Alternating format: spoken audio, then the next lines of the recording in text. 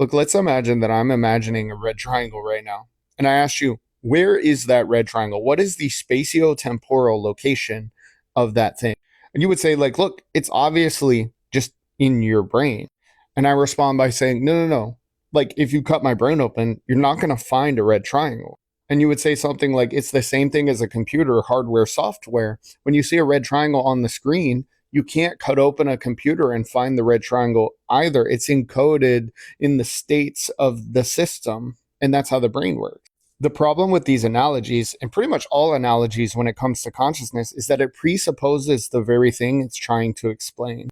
It bakes mind into the example that is supposed to explain mind. So look, really simply, if we take materialism to be true, what's actually going on in the computer?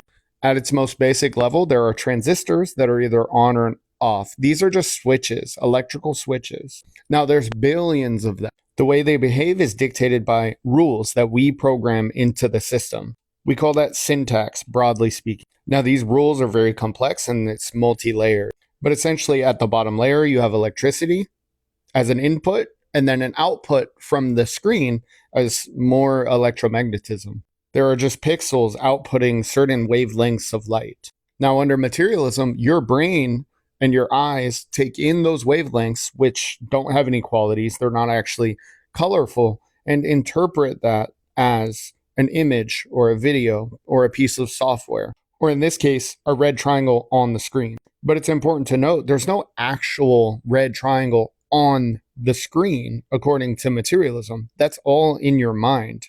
When you take the human away or the mind away, whatever's on the screen is totally unimaginable. Furthermore, imagine if you took the screen away entirely. Now it makes even less sense to say that there's a red triangle in the computer. So to be really, really clear, there never was a red triangle on the screen. It was always in your mind. So the problem still remains. Where is the red triangle?